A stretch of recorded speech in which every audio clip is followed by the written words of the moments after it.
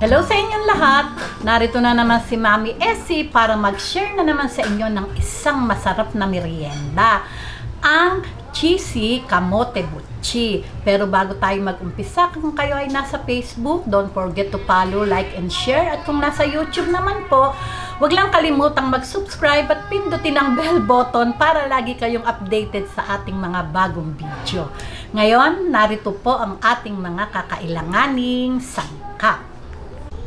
Siyempre po, gagamit tayo ng kamote. Kahit po anong kulay ng kamote, pwede. 300 grams po itong aking kamote. 3 cups glutinous rice flour. Half cup water. Half cup white sugar. Sesame seed. At siyempre po, ang cheese. Okay, ngayon po, umpisahan po muna natin yung pagpapalambot ng kamote.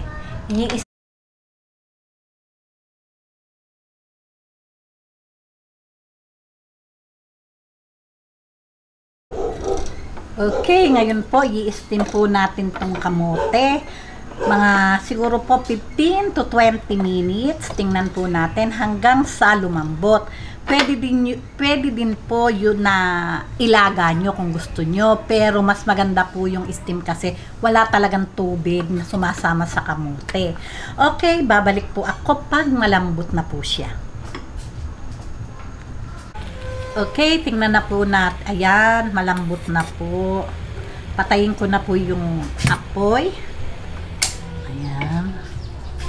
Okay, heto na po yung ating in-steam na kamote. Mas maganda po hanggat mainit. Atin na po siyang dudurugin kasi mas malambot. O, diba? Ayan, ganyan lang. Okay, ngayon po, okay na po itong ating kamote. Talaga po na pisang-pisa na po siya. Durug na. Pero bago ko po sila paghaluin, tutunawin ko muna po itong ating sugar. Ayan. Tutunawin ko po sa half cup na tubig.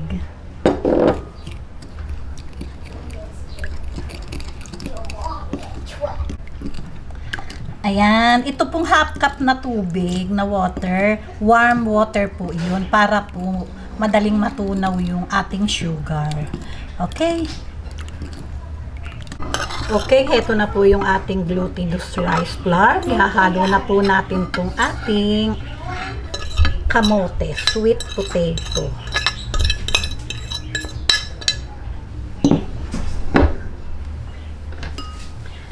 Ayan, halu-haluin lang po natin at mamaya po syempre gagamitan ko na po ito ng kamay.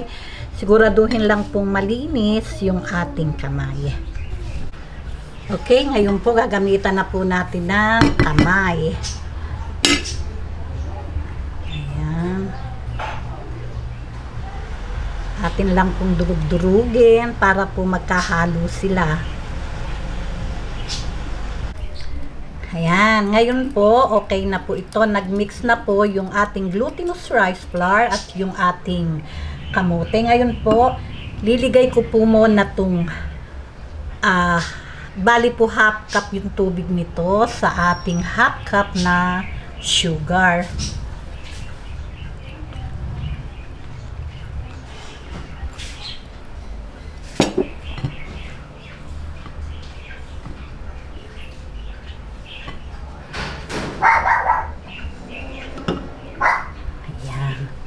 Atin lang pong masahin. Tingnan po natin kung kukulangin sa tubig. Madali naman pong magdagdag pag kulang.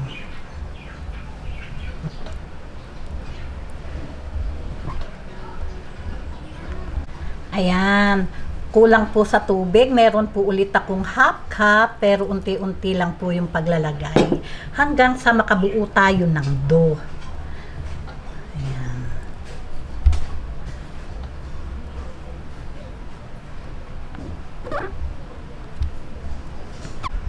Okay, lagay pa po natin itong additional. Bali po 1 cup yung nilagay kong water. Ayan.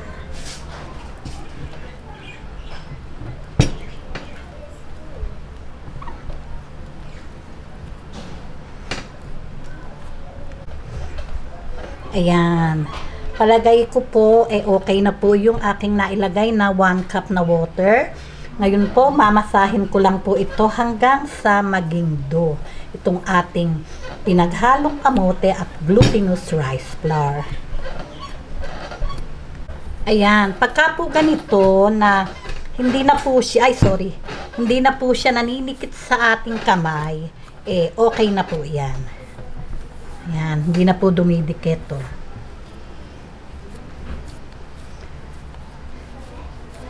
Ayan, no? Pagka po ganyan na, nakagawa na po tayo ng dough, okay na po ito at magpapalaman na po tayo. Okay, umpisahan na po natin yung pagbibilog-bilog. Hindi na po ako magtatakal kung gaano kalaki kasi po merienda lang naman po ito para sa bahay. Pero kung gagamitin nyo pong pang negosyo, syempre po, tatakalin nyo para pare-parehas ng laki.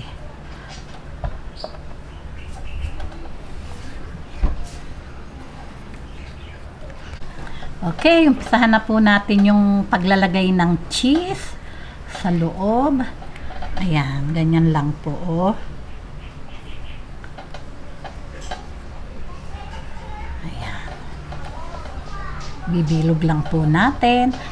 Pagka medyo po dry yung ating dough, pwede po nating igulong sa ating water. At, ayan, lagay po natin sa ating sesame seed. Ayan. Diin lang po natin. Ayan, ganyan lang po. Di po ba?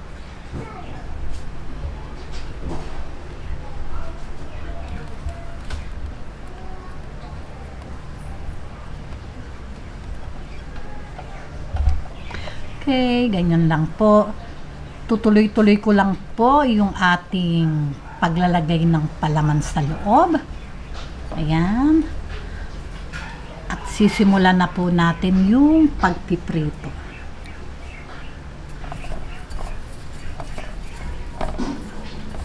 Ayan, ganyan. Ngayon, kung sa paggawa nyo po, medyo naninikit po, pwede kayong maglagay ng oil sa inyong kamay.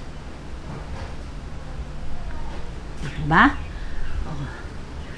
Tapusin ko lang po at magpiprito na po tayo.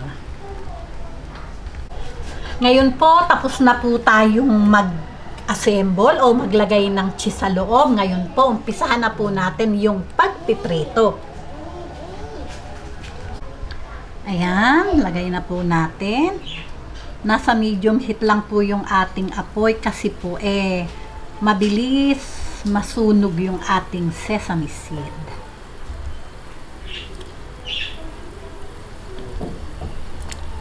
Ayan. Okay, hintayin lang po nating mag light brown.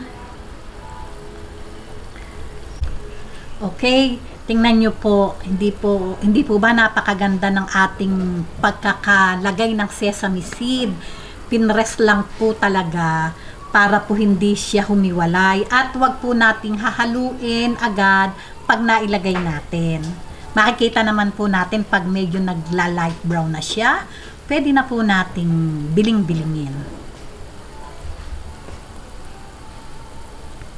Ayan, pagka po ganyang nag-golden brown, bibiling-bilingin lang po natin para patas na patas yung pagkakaluto niya. Ayan o, kaganda.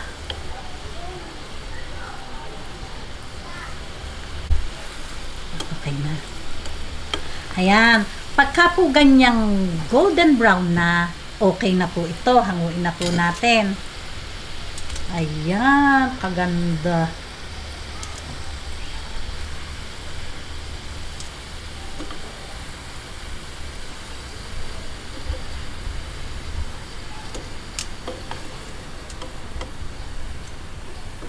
Ayan. O, di po ba? Ganda, hindi natanggal yung ating sesame seed. Okay, tapusin lang po natin lahat yung ating piprituhin at tikiman na po tayo.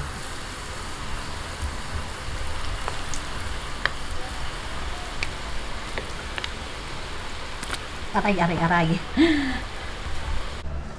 Okay, ngayon po, heto na ang ating napakasarap na cheesy kamote buche. Okay, tikiman na po tayo. Mainit pa po. Atin na pong biyakin. Oh, tingnan nyo naman. Talaga namang cheesy. Okay, tikman na po natin. Okay, tikiman na po tayo. Medyo po iiwas ako sa cheese kasi hindi po ako mahilig sa cheese.